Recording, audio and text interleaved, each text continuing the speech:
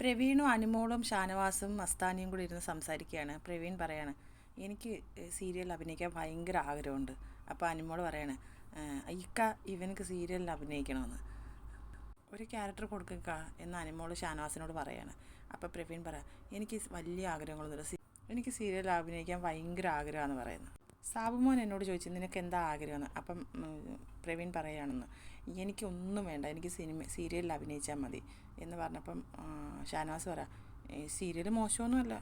അല്ല, എല്ലാവർക്കും ഇങ്ങനെ സിനിമ എന്നുള്ള ഒരു ആഗ്രഹമല്ലേ, എല്ലാവർക്കും സിനിമയിൽ അഭിനയിക്കണം എന്നല്ലേ ആഗ്രഹം. എനിക്ക് സീരിയലിൽ അഭിനയിക്കണമെന്ന് ആഗ്രഹമെന്ന് പറയുന്നത്. അപ്പം ഷാനവാസ് പറഞ്ഞു, ഞങ്ങൾക്കൊക്കെ ആഗ്രഹമുണ്ട് സിനിമയിൽ അഭിനയിക്കാൻ, പക്ഷേ എനിക്ക് അങ്ങനെയല്ല, എനിക്ക് ഏറ്റവും വലിയ ആഗ്രഹം സീരിയലിൽ അഭിനയിക്കുക എന്നതാണ്. അനുമോൾ പറയാ, അങ്ങനെ നിനക്കൊരു ആഗ്രഹമുണ്ട്, നിൻ്റെ വീട്ടിൽ വന്ന് കൊണ്ടുപോകൂടാ, സീരിയലിൽ അഭിനയിച്ചാൽ മതി, പക്ഷേ മെയിൻ റോളൊന്നും വേണ്ട, എനിക്ക് ഈ നായകൻ്റെ അനിയനായിട്ടോ എനിക്ക് അങ്ങനെയൊക്കെ മതി എന്നാണ് പ്രവീൺ പറയുന്നത്. നമ്മൾ പറയാം, നിനക്ക് ഇങ്ങനെ ഒരു ആഗ്രഹം ഉണ്ടെങ്കിൽ ഉറപ്പായിട്ടും അത് നടക്കൂടാ, ആരെങ്കിലും നിന്നെ വന്ന് വിളിക്കും.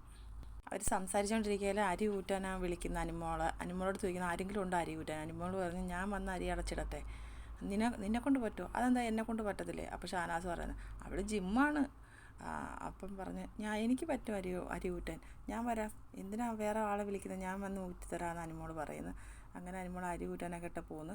അപ്പം പ്രവീണിൻ്റെ ഏറ്റവും വലിയ ആഗ്രഹം സിനിമയിൽ അഭിനയിക്കാൻ. പ്രവീൺ ഇത് പറയാൻ വേണ്ടി തന്നെ ഈ റീ എൻട്രി ചെയ്തതെന്ന് തോന്നുന്നു. കാരണം ആരെങ്കിലും കേട്ടറിഞ്ഞെങ്കിലും വിളിക്കട്ടെ എന്ന് വിചാരിച്ചിട്ടായിരിക്കും.